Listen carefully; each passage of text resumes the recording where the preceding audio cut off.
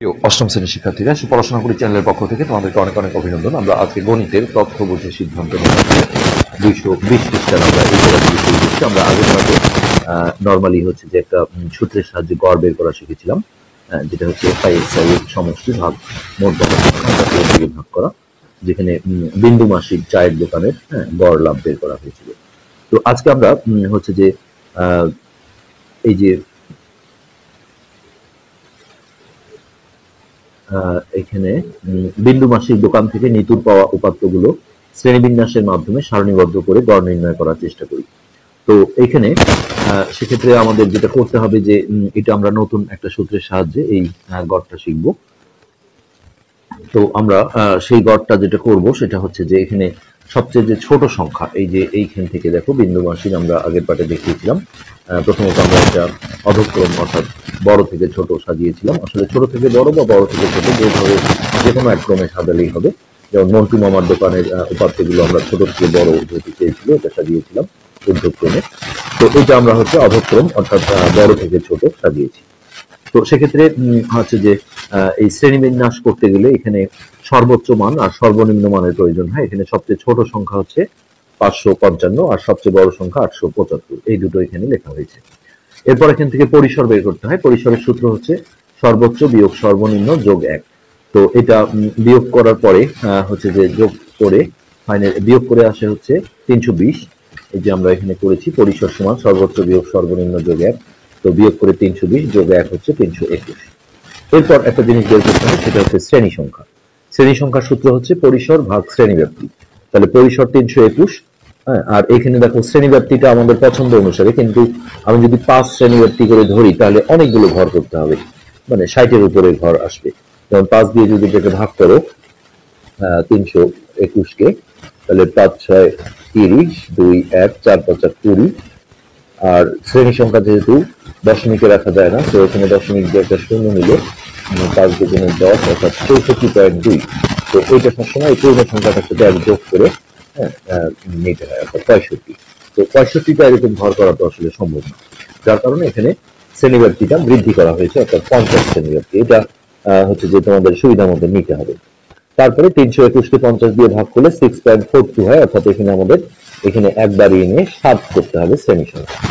তো উল্লেখ্য যে এখানে আমাদের কিছু দেখো এই বইয়ে যেভাবে শ্রেণী সংখ্যাটা করেছে, তাতে আমরা একটু মতভেদ প্রকাশ করছি। এটার জন্য আমি একটা বিশাল আসলে একটা নোটও করেছি। তো এটা দেখো প্রথমত হচ্ছে অবিন্যস্ত আর বিন্যস্ত উপাত্ত নামে দুটা কথা আছে। তো এগুলো হচ্ছে যখন কমা দিয়ে উপাত্তগুলো থাকে, এইগুলো যখন ছোট থেকে বড় বা বড় থেকে ছোট কোনো সাজানো থাকে না, দেখে 20 তারপরে কমলো, তারপরে আবার কমলো, তারপরে আবার বাড়লো, এটাকে আমরা বলি অবিন্যস্ত উপাত্ত। যখন এগুলোকে আমরা ছোট থেকে বড় অথবা বড় থেকে ছোট ক্রমে সাজাই, তখন এগুলোকে বলা হয় বিন্যস্ত উপাত্ত। তো এটার বিষয় আলাদা। আমরা এখন শ্রেণীবিন্যাস করব, যখন এই যে এত থেকে এত, এত থেকে এত। তো সেই শ্রেণীবিন্যাসের দুইটা ধারা আছে, একটা দেখো বিচ্ছিন্ন শ্রেণীব্যাপ্তি, আমরা আয়তলিখে দেখিয়েছিলাম, আর একটা হচ্ছে অবিচ্ছিন্ন শ্রেণীব্যাপ্তি। তাহলে বিচ্ছিন্ন মানে হচ্ছে যে যেটা দিয়ে শেষ হবে তার পরেরটা দিয়ে শুরু হবে, আবারও দেখো যেটা দিয়ে শেষ হলো পরেরটা দিয়ে শুরু হলো, যেটা দিয়ে শেষ হলো পরেরটা দিয়ে শুরু হলো। তো এইখানে আমাকে যদি কেউ বলে যে এখানে শ্রেণী ব্যবধান বা শ্রেণীব্যাপ্তি কত, তো বিচ্ছিন্নের ক্ষেত্রে যেটা হয় এই 46টাকে আমাদের হাতের এই জায়গায় ধরতে হবে, অর্থাৎ 46 47 48 49 50, অর্থাৎ এখানে 5 শ্রেণীব্যাপ্তি রয়েছে। আর সংক্ষেপে বের করার সিস্টেম হচ্ছে যে এই ঊর্ধ্ব সীমা থেকে নিম্ন সীমা বিয়োগ করে 1 যোগ করতে হয়, যেটা আমরা এখানে দেখাচ্ছি। আমরা কিন্তু এই বইয়ের এটাকে বলবো যে আসলে একটু মিস্টেক আছে, যার কারণে এইটা বোঝানোর জন্যই আমরা তোমাদের এই এতগুলো আসলে আলোচনা করছি। তো বিচ্ছিন্ন শ্রেণীব্যাপ্তির ক্ষেত্রে শ্রেণী ব্যবধান বা শ্রেণীব্যাপ্তি কত আছে এটা বের করার জন্য যে বিষয়টা যে সর্বোচ্চ থেকে সর্বনিম্ন বিয়োগ করে 1 যোগ করতে হয়। তো দেখো এই যে এই শ্রেণীতে দেখো এই যে 50 বিয়োগ 46, তো এটা বিয়োগ করে হচ্ছে কত 46 47 48 49 50, 4 যোগ 1, তাহলে এই যে 5 শ্রেণীব্যাপ্তি। ঠিক এই শ্রেণীতেও দেখো এই যে সর্বোচ্চ বিয়োগ সর্বনিম্ন 55 বিয়োগ 51, তাহলে 4 যোগ 1 5। আবার এই শ্রেণীতেও দেখো সর্বোচ্চ বিয়োগ সর্বনিম্ন, এটা করলে হয় 4 যোগ 1 5। এটাও তাই, সর্বোচ্চ বিয়োগ সর্বনিম্ন, এটা বিয়োগ করে আসে 4 যোগ 1, তাহলে 5। সবগুলো দেখো শ্রেণীব্যাপ্তি 5 আছে। আবার যখন অবিচ্ছিন্ন থাকে, তখন হচ্ছে বিষয়টা এরকম, যেটা দিয়ে শেষ হলো আবার সেটা দিয়ে শুরু হলো, যেটা দিয়ে শেষ হলো সেটা দিয়ে শুরু হলো। তো এইভাবে আমরা আসলে যখন উপাত্তগুলো আমাদের এরকম কমা দিয়ে থাকে, যেটা আমরা একটু আগে দেখলাম, যে এখানে এই যে বিন্দু মাসির দোকান থেকে যে উপাত্তগুলো আমাদেরকে শ্রেণীবিন্যাস করতে বলা হয়েছে, সেখানে আমাদের এরকম কিন্তু কমা দিয়েছিল, যেটাকে আমরা বিন্যস্ত করে নিয়েছিলাম, সাজিয়ে নিয়েছিলাম, বড় থেকে ছোট অথবা ছোট থেকে বড় করলেও হবে। তো এইখান থেকে আমরা যখন এই শ্রেণীব্যাপ্তি বা শ্রেণী ব্যবধান এরকম তৈরি করব, হ্যাঁ, তখন আমরা সবসময় কিন্তু এই বিচ্ছিন্নতে করাটাই সুবিধাজনক। কেন এটা হয় যে অবিচ্ছিন্ন করলে দেখো যেটা দিয়ে শেষ হলো সেটা দিয়েই শুরু হলো, অর্থাৎ আমার ওই উপাত্তগুলোর মধ্যে 30 সংখ্যাটা যদি থাকে তাহলে আমরা এই শ্রেণীতে ফেলবো নাকি এই শ্রেণীতে ফেলবো, এটা নিয়ে একটা সমস্যা। তো সেটার একটা নিয়ম আছে, সেটা হচ্ছে যদি 30 থেকে থাকে তাহলে এই শেষেরটা দেখা যায় না, শুরুটা দেখা যায়। এই শ্রেণীতে আমাকে 30টা লিখতে হবে। তো এই জন্য সাধারণত আমরা শ্রেণীবিন্যাস যদি আমাদের হাতে করার ক্ষমতা দেওয়া হয়, অর্থাৎ এরকম কমা দিয়ে দেওয়া হয়, তাহলে আমরা সবসময় বিচ্ছিন্নটাই পছন্দ করবো। তো এই বইয়ের যেটা করা হয়েছে, এটা তো বলা হয়নি, এটা অবিচ্ছিন্ন শ্রেণীব্যাপ্তির ক্ষেত্রে শ্রেণী ব্যবধান বা শ্রেণীব্যাপ্তি বের করার সিস্টেম হচ্ছে জাস্ট এই ঊর্ধ্ব সীমা থেকে নিম্ন সীমাটা বিয়োগ করা। বিয়োগ করলে দেখো এখানে 10 আসে, সবগুলোই 10 আসে, সবগুলোই 10, তাহলে শ্রেণীব্যাপ্তি বা শ্রেণী ব্যবধান 10। তাহলে সবার আগে তোমাদের চিনতে হবে বিচ্ছিন্ন মানে হচ্ছে যেটা দিয়ে শেষ হবে তার পরেরটা দিয়ে শুরু হবে। আর এই ক্ষেত্রে শ্রেণী ব্যবধান বা শ্রেণীব্যাপ্তি বের করার সিস্টেম হচ্ছে এটা থেকে এটা বিয়োগ করে এক যোগ করতে হয়। কেননা এইটা শনাক্ত ভুল হলে তোমাদের পরবর্তীতে মধ্যক আছে, গড় আছে, প্রচুরক আছে, আরো সূত্রের মাধ্যমে সেগুলো কিন্তু সমস্ত অঙ্ক ভুল হয়ে যাবে, কেননা সেই অঙ্কগুলো আমাদের এই শ্রেণীব্যাপ্তি বা শ্রেণী ব্যবধান প্রয়োজন হয়। আর অবিচ্ছিন্ন শ্রেণীব্যাপ্তির ক্ষেত্রে যখন দেখবে যে যেটা দিয়ে শেষ হলো সেটা দিয়ে শুরু হলো পরের শ্রেণীটা, সেক্ষেত্রে জাস্ট সেটা বিয়োগ করলেই শ্রেণী ব্যবধান বা শ্রেণীব্যাপ্তি পাওয়া যায়। কিন্তু এখন আমরা বইয়েরটা যেটা করেছে দেখো, এই যে 550 থেকে কত 600 নিয়েছে, তারপরে আবার 600 থেকে 601 নিয়েছে। তার মানে এটাকে আমরা কি বলবো, এই যে বিচ্ছিন্ন শ্রেণীব্যাপ্তি, কেননা যেটা দিয়ে শেষ হলো তার পরেরটা দিয়ে শুরু হলো। দেখো তাই হচ্ছে, হ্যাঁ, যেটা দিয়ে শেষ হলো পরেরটা দিয়ে শুরু হলো, যেটা দিয়ে শেষ হলো তার পরের সংখ্যা দিয়ে শুরু হলো, যেটা দিয়ে শেষ হলো তার পরের সংখ্যা দিয়ে শুরু হলো, সবগুলোই তাই। তার মানে এটা বিচ্ছিন্ন শ্রেণীব্যাপ্তি। কিন্তু এখানে আমরা যেটা দেখলাম যে বিচ্ছিন্ন শ্রেণীব্যাপ্তির ক্ষেত্রে শ্রেণী ব্যবধান শ্রেণীব্যাপ্তি বের করতে গেলে সর্বোচ্চ থেকে সর্বনিম্ন বিয়োগ করে এক যোগ করতে হয়। তো আমরা এইখানে যদি তা করতে যাই তাহলে দেখো এই শ্রেণীতে কি দাঁড়ায়, সর্বোচ্চ থেকে সর্বনিম্ন বিয়োগ করলে এটা 49 হয়, তার সাথে এক যোগ করলে 50 হয়। তো এখানে 50 শ্রেণীব্যাপ্তি বা শ্রেণী ব্যবধান নিয়ে করা হয়েছিল। কিন্তু সেকেন্ড যে শ্রেণীটা আছে দ্বিতীয়, এইখানে যদি আমরা এটা থেকে এটা বিয়োগ করি, দেখো এই 600, সরি এটা আমরা এইটা দেখি, প্রথম শ্রেণীতে ছিল এই সর্বোচ্চ বিয়োগ সর্বনিম্ন, তাহলে 600 থেকে 550 বিয়োগ করলে কত 50 হয়, যোগ 1 51 হয়। অথচ এই শ্রেণীগুলোতে দেখো যে এই শ্রেণীতে এইটা থেকে এটা বিয়োগ করলে, হ্যাঁ, 650 থেকে 601 বিয়োগ করলে হয় 49, যোগ 1 50। আবার এই শ্রেণীতেও দেখো 700 থেকে 651 বিয়োগ করলে 49 হয়, যোগ 1 করলে 50। মানে বাকি শ্রেণীগুলোতে 50 হচ্ছে, কিন্তু প্রথম শ্রেণীটাতে 51 হয়ে আছে। তো এটা কিন্তু আসলে সিস্টেম না, যার কারণে আমরা কিন্তু এটা ফলো করব না। আমরা হচ্ছে যে এই বিচ্ছিন্ন করেই করব। এরা যেটা করেছে যে যেটা দিয়ে শুরু তারপরে শেষ হয়েছে তারপরেরটা দিয়ে শুরু, কিন্তু আমরা হচ্ছে যে এই প্রথম শ্রেণীটা কারেকশন করব। তো এখানে সংক্ষেপে যেমন বোঝা যায় যে আমি 46 থেকে যদি শুরু করি তাহলে 5 শ্রেণীব্যাপ্তি নিলে, হ্যাঁ, 46টা আমি হাতের এইখানে গুনবো, 46 47 48 49 50। কিন্তু এখানে যেহেতু 50-এর শ্রেণী ব্যবধান আছে আর আমাদের সর্বনিম্ন সংখ্যা কিন্তু ছিল 555, তো আমার এখানে 550 থেকেও যে শুরু করতে হবে তাও না, আমরা 555 থেকেই শুরু করব। তো বিষয়টা বোঝো তোমরা, আমরা ভালো করে বোঝানোর চেষ্টা করছি। তো আমরা শ্রেণী সংখ্যা বের করেছি 7। এখন আমরা দেখো এখানে লাভের পরিমাণ, এটা এককটা হচ্ছে আমাদের টাকায়, টাকা। এরপর এইখানে আমরা দেব ট্যালি চিহ্ন, তারপরে দিন সংখ্যা, অর্থাৎ কত দিনে সেই লাভটা হয়েছে, কত কত দিনে, এটা হচ্ছে গণসংখ্যা বলা হয়, এফআই। এরপরে হচ্ছে শ্রেণীর মধ্যমান, যেটা গড় বের করতে গেলে আমাদের এই সূত্র যেটা আমরা শিখছি এখানে দরকার হবে শ্রেণীর মধ্যমান, এটাকে বলা হয় এক্সআই, আইটা ছোট করে নিচে দিতে হবে। এবার দেখো এফআই আর এক্সআই গুণ করে আমাদের এই কলামে নিয়ে আসতে হবে। ওকে, আমরা এখন এই আমাদের উত্তর যদি বইয়ের সাথে ভ্যারিও করে তারপরে আমরা সঠিকভাবেই কিন্তু এই শ্রেণীবিন্যস্তটা করব। তো আমাদের সর্বনিম্ন ছিল দেখো 550, তো আমরা 50-এর ব্যবধান নিয়েছি। আর আমরা বিচ্ছিন্ন শ্রেণীব্যাপ্তি দিয়ে যেহেতু করব, তাহলে আমরা যদি এইভাবে একটু ভাবি যে মানে এই যেটা দেখো আসলে একটু আগে যেটা আমরা দেখালাম যে বিচ্ছিন্ন শ্রেণীব্যাপ্তির ক্ষেত্রে যেটা হয় সেটা হচ্ছে এইটা থেকে এটা বিয়োগ করে এক যোগ করলে শ্রেণীব্যাপ্তি বা শ্রেণী ব্যবধান পাওয়া যায়। অথবা সংক্ষেপে আমরা যদি এটা বলি যে যদি 5-এর ব্যবধান হয়, তোমার বিয়োগ করে দেখবে যে 4 আসবে, তার সাথে 1 যোগ করলে 5 হবে। তো এখানেও ঠিক একই রকম, অর্থাৎ আমি এইটার সাথে দেখো 5-এর ব্যবধানের জন্য যদি 4 যোগ করি, হ্যাঁ, তাহলে 46 যোগ 4 47, 48, 49, 50, অর্থাৎ ব্যবধান হচ্ছে 5-এর, কিন্তু আমরা এটা সহজে যদি ধরি, হ্যাঁ, তাহলে জাস্ট 1 কম যোগ করতে হয়। তো এখানে আমরা দেখো 555 আছে, আমি যদি 50-এর ব্যবধান করি তাহলে আমি কি করব, 50 যোগ না করে 1 কম অর্থাৎ 49 যোগ করব। তাহলে বিষয়টা কেমন, যে এরকম 555 যোগ হচ্ছে 49। তো এটা দেখো 604 আসছে। ওকে, 604। এরপরের শ্রেণীটা আমরা দেখো 605 থেকে ধরবো। তাহলে এখানেও আমাদের হচ্ছে যে 605 দেখি আমরা, 605। তো 50-এর ব্যবধান, কিন্তু আমরা 1 কম অর্থাৎ 49 যোগ করব। আমরা বিষয়টা পরে আরো দেখাচ্ছি। 49 যোগ করলে দেখো 654 হয়, 654।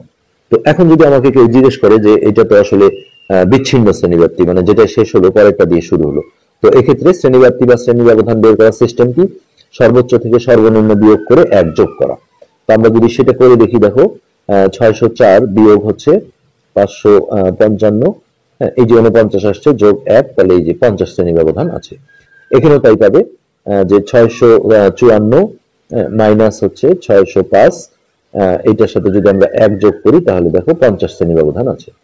ঠিক একইভাবে এইভাবে আমরা যদি এখন সবগুলোই করি, হ্যাঁ, 654, এটা পরেরটা দিয়ে শুরু হবে 655, তাহলে 655-এর সাথে জাস্ট আমরা 49 যোগ করব। 655 যোগ হচ্ছে 49, কিন্তু এটা কিন্তু অটোমেটিক আমাদের বিচ্ছিন্ন শ্রেণীব্যাপ্তি হওয়ার কারণে এটা সহ কাউন্ট করলে এখানে আমাদের 50 শ্রেণীব্যাপ্তি বা শ্রেণী ব্যবধান আছে। তো এইখানে আমাদের হাইয়েস্ট অর্থাৎ সর্বোচ্চ মান যেটা ছিল আমাদের সেই পর্যন্ত যেতে হবে, 875 পর্যন্ত যেন আসে। তাহলে এটা আমাদের দেখো 705 থেকে শুরু হবে। তো একইভাবে এই 705-এর সাথে আমরা যদি 49 যোগ করি তাহলে এটা হবে 754, 754। আচ্ছা, এর পরের শ্রেণীটা হবে 755 থেকে শুরু। এর সাথেও যদি আমরা 49 যোগ করি তাহলে 755 যোগ হচ্ছে 49, তো এটা হচ্ছে 804, 804। হ্যাঁ, বই যেটা করেছে একটু ছোট সংখ্যা থেকে নিয়েছে 550, সেটা সমস্যা ছিল না, কিন্তু শ্রেণী ব্যবধান বা শ্রেণী ব্যক্তিতে কিন্তু একটা সমস্যা আছে। তো এইখানে আমরা দেখো 805 থেকে ধরি, হ্যাঁ, তো 805 এর সাথে যদি আমরা 49 যোগ করি তাহলে এটা আসছে 854, 854। এরপর এটা শুরু হবে 855 থেকে।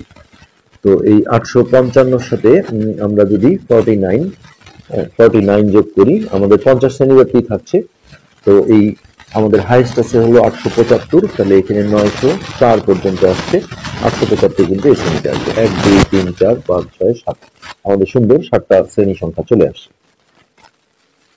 ওকে, এবার আমরা দেখো ট্যালির ঘরটা সম্পূর্ণ করব। তো ট্যালির ঘরের জন্য যেটা আমাদের করতে হবে, হ্যাঁ, সেটা হচ্ছে যে এখানে আমরা দেখব এই 555 থেকে 604 এর মধ্যে, হ্যাঁ, কতগুলো সংখ্যা আছে। তো সেগুলো আমরা এখানে মার্কিং করে ট্যালির ঘরে বসাবো। 555 থেকে 604, তাহলে 1 2 604 পর্যন্ত ছিল, হ্যাঁ, 604 এটা আসেনি এখনো। সো আমরা এখানে ট্যালির ঘরে দুটো পাচ্ছি, দুইটা। এটা আমরা সংখ্যার আকারে লিখলে এটাই হচ্ছে গণসংখ্যা। এই ঘরগুলো আমরা এইভাবে ফিল আপ করে দিই। ওকে, এরপর 605 থেকে 654। তো 605 থেকে 654, তাহলে এগুলো আসবে সব 1 2 3 4, 54 যেহেতু এটা আসবে না, সো এখানে আমাদের 4টা আসছে ট্যালি, 1 2 3 4, এটা আমরা 4 লিখে দিলাম। এরপর 655 থেকে 704, 655 থেকে 704, তাহলে 1 2 3 4 5 5 5 5, 5টা। ওকে, 1 2 3 4 5 হলে এইভাবে দান দিতে হয়, এটা 5। এরপর 705 থেকে 754, 705 থেকে, হ্যাঁ, 754, তাহলে 1 2 3 4 5 6 7, 7টা হবে। তাহলে 1 2 3 4 5 6 7, এখানে আমরা 7 লিখে দেব। এরপর আছে 755 থেকে 804, হ্যাঁ, 755 থেকে 804, তাহলে 1 2 3 4 5 5টা আমরা পেলাম। তো 1 2 3 4 5 এখানে 5 805 থেকে 854। হ্যাঁ, তাহলে 1 2 3 4 4টা 1 2 3 4 এখানে 4। আর 855 থেকে 904 855 থেকে 904 সো এই তিনটা। তাহলে 1 2 3 এখানে 3। তো আমাদের উত্তর কিন্তু ভেরি করবে না, কেননা এখানে আমরা দেখলাম যে এটা পুরোটাই কিন্তু আমাদের সাথে মিলে গেছে। কিন্তু এখানে আসলে শ্রেণী ব্যবধান বা শ্রেণী ব্যবধান ব্যাপ্তিতে একটা সমস্যা ছিল। এবার আমরা দেখো শ্রেণীর মধ্যমান বের করব। মধ্যমান মানে হচ্ছে এই দুটো যোগ করে 2 দিয়ে ভাগ করা, এই দুটো যোগ করে 2 দিয়ে ভাগ করা। তবে বারবার করতে হয় না, একটা করে তোমাদের শ্রেণী ব্যবধান যেহেতু 50 50 50 করে যোগ করলেই কিন্তু চলে আসে। তো আমরা এই দুটো যোগ করে 2 দিয়ে ভাগ দিই, কত আসে 604 যোগ হচ্ছে 555 ইকুয়াল, হ্যাঁ, একে ভাগ 2। তো 579.5। এটা আমাদের অবশ্য ভেরি করছে, এটার সাথে সমস্যা নেই। 579.5। আচ্ছা, এরপরে তোমরা বারবার যদি এই দুটো যোগ করে আবারও 2 দিয়ে ভাগ করো একই হবে, কিন্তু আমি তাড়াতাড়ি করতে গেলে এটার সাথে 50, যেহেতু আমার শ্রেণী ব্যবধান 50 করে যোগ করলে তাড়াতাড়ি বের করতে পারবো। তো 579.5 যোগ হচ্ছে 50। তো এটা হচ্ছে 629.5। আবারও এর সাথে আমরা 50 যোগ করি, তাহলে হচ্ছে 679.5। আবারও এর সাথে আমরা 50 যোগ করি, তাহলে হচ্ছে 729.5। এর সাথে আবারও 50 যোগ করি, তাহলে হচ্ছে 779.5। এর সাথে আবারও 50 যোগ দাও, তো 829.5। এর সাথে আবারও 50 যোগ দাও, তাহলে 879.5। ওকে, এখন এফআই এক্সআই মানে হচ্ছে এই যে এফআই আর এক্সআই এটা গুণ করে আমাদের এইখানে বসাতে হবে। সো এটা আমরা হচ্ছে 579.5 গুণন 2। তো এটা হচ্ছে 1159। 1159। ওকে, এরপর হচ্ছে 4 গুণন 600, 4 গুণন 629.5। তো এটা হচ্ছে 2518। 2518। এরপর আছে 679, 679.5 গুণন 5। তো এটা হচ্ছে 3397.5। তো বইয়ের উত্তরের সাথে আমাদের একটু হলে ভেরি করবে, কিন্তু আমাদের সঠিক শ্রেণী ব্যাপ্তি নিয়ে আমরা করতে চাই। 729.5 গুণন হচ্ছে 7। তো এটা হচ্ছে 5106.5। আচ্ছা, এরপরটা আছে 779.5 গুণন 5। তো এটা হচ্ছে 3897.5। তো এরপর আছে হচ্ছে 4 গুণন 829.5। এটা হচ্ছে 3318। আর লাস্ট যেটা আছে সেটা হচ্ছে 879.5 গুণন 3। তো এটা হচ্ছে 2638.5। তো এই সূত্রের সাহায্যে আমাদের করতে গেলে যেটা দরকার হবে এন এর মান। এন এর মান হচ্ছে এই দিন সংখ্যার সমষ্টি। তো এটা আমরা দেখেছি আগে যে এখানে যোগ করে এটা 30 আসে। এরপর আমাদের এই এফআই এক্সআই এর একটা সমষ্টি দরকার হবে। এখানে আমরা সামেশন চিহ্ন দিয়ে এফআই এক্সআই করব। তো এগুলো আমরা যোগ করবো এখন। তো এটা আমাদের তোলাই আছে ক্যালকুলেটরে, জাস্ট এটা থাকলে আমরা পিছন দিক থেকে যাই। যোগ হচ্ছে 3318 যোগ 3897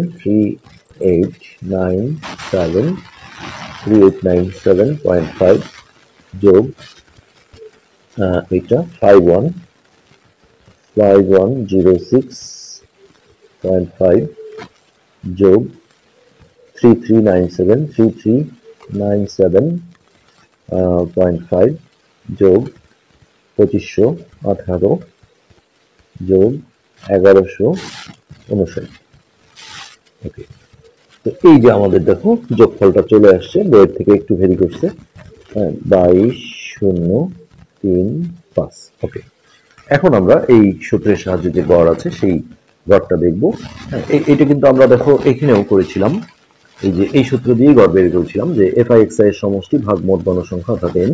কিন্তু এখানে সমস্যা এখানে ছিল যে আমাদের কোনো শ্রেণী ব্যবধান ছিল না, সেক্ষেত্রে এগুলো প্রতিটা একটা করে xi ধরা হয়েছিল, আর fi এগুলো গুণ করে fi xi করে তারপরে fi x এর সমষ্টি বের করা হয়েছে। আর যখন আমরা শ্রেণী বিন্যস্ত করি তখন হচ্ছে xi মানে হচ্ছে এগুলোর মধ্যমান বের করে আসতে হয়, তারপরে fi xi গুণ করে এখানে আনতে হয়। তো এখন আমরা লিখবো যে গাণিতিক গড় সমান হচ্ছে summation fi xi by n। এই nটা বইয়ে যেমন 1/n দিয়েছে একই বিষয়টা। তো এখন আমরা এই fi xi এর মান এটা বসাই 22.035 ভাগ হচ্ছে n এর মান আমাদের 30। এখন এইটা আমরা ক্যালকুলেটরে ক্যালকুলেশন করি। 22.035 ভাগ হচ্ছে 30। তো এই যে 734.5 টাকা। হ্যাঁ, তো এইখানে আমরা বলবো যে বইয়ের উত্তরে আসছে দেখো 730। তো ওই যে বললাম এতক্ষণ আমরা ওই বিষয়টা বললাম। তো এখন এখানে যদি বলা হয় যে কার লাভের পরিমাণ বেশি, তাহলে এখান থেকে আমরা কিন্তু বুঝতে পারবো যে হচ্ছে যে মন্টু মামার দোকানের লাভের গড় লাভ ছিল 730.83 টাকা। আর হচ্ছে এটা মন্টু মামারটা আলাদাভাবে করা হয়েছিল, আর এইখানে যেটা করা হয়েছিল এটা কার্ডটা নেওয়া হয়েছিল